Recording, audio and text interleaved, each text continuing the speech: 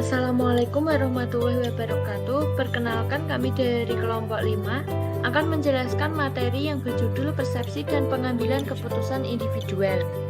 Yang pertama yaitu pengertian persepsi. Persepsi adalah sebuah proses individu mengorganisasikan dan menginterpretasikan kesan sensoris untuk memberikan pengertian pada lingkungannya.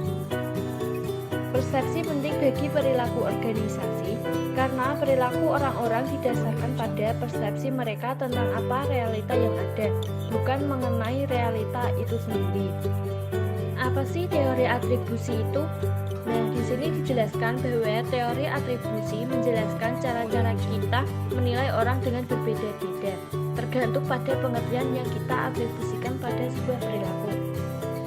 Penentuan teori atribusi ini tergantung pada 3 faktor, yaitu perbedaan, konsensus, dan konsistensi. Selanjutnya, etika pengambilan keputusan. Menurut Lindbergh dalam City 1997, Nur Salam 2014, model pengambilan keputusan etik terdiri dari klarifikasi dilema etik, mengumpulkan data tambahan, identifikasi pilihan, membuat suatu keputusan, dan yang terakhir tindakan dan evaluasi. Selain itu, terdapat 3 cara dalam mengambil keputusan secara etis, yaitu yang pertama, utilitarianisme, yang kedua, membuat keputusan konsisten, menanamkan dan mendorong aturan-aturan. Selanjutnya yaitu pengambilan keputusan dalam organisasi. Pengambilan keputusan dalam organisasi dapat dikelompokkan menjadi 3, yaitu yang pertama model rasional, yang kedua rasionalitas terbatas, dan yang ketiga intuisi. Yang pertama yaitu rasional.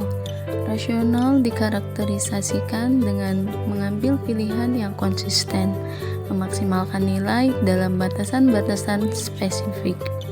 Dalam keputusan rasional, mengikuti 6 langkah model pengambilan keputusan. Yang pertama, definisi masalah. Yang kedua, identifikasi kriteria keputusan. Yang ketiga, alokasikan bobot pada kriteria tersebut. Yang keempat, kembangkanlah alternatif-alternatif. Yang kelima, evaluasi alternatif-alternatif itu.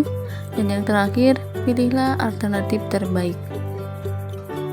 Yang kedua yaitu rasionalitas terbatas. Rasionalitas terbatas yaitu sebuah proses pengambilan keputusan dengan membangun model yang disederhanakan yang mengeluarkan fitur-fitur esensial dari masalah tanpa menangkap semua kompleksitasnya. Kemampuan terbatas dalam memproses informasi membuat tidak mungkin untuk mengasumsikan semua informasi yang diperlukan untuk optimalisasi. Selanjutnya, intuisi, sebuah proses bawah sadar yang berasal dari pengalaman yang disaring, dan proses ini tidak selalu terlepas dari analisis rasional. Keduanya saling melengkapi, dan yang terpenting, intuisi bisa menjadi suatu kekuatan yang sangat kuat dalam pembuatan keputusan.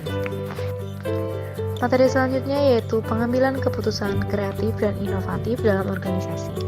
Meskipun model pengambilan keputusan rasional akan sering memperbaiki keputusan, seseorang pengambil keputusan juga membutuhkan kreativitas, kemampuan untuk menghasilkan ide-ide yang inovatif dan berguna. Kreativitas. Kreativitas adalah inisiatif terhadap suatu produk atau proses yang bermanfaat, benar, tepat, dan bernilai terhadap suatu tugas yang lebih bersifat heuristik, yang sesuatu yang merupakan pedoman, petunjuk, atau panduan yang tidak lengkap yang akan menuntun kita untuk mengerti, mempelajari, atau menemukan sesuatu yang baru. Inovatif. Tahapan akhir dari model kreativitas kita adalah hasil perilaku kreatif, tidak selalu menghasilkan kreatif atau inovatif. Satu fakta penting, ide-ide kreatif tidak mengimplementasikan diri mereka sendiri. Mentranslasikannya menjadi hasil-hasil kreatif adalah sebuah proses sosial yang membutuhkan utilisasi konsep-konsep lain yang dibahas, termasuk kekuasaan yang politik, kepemimpinannya, dan inovasi. Sekian, terima kasih.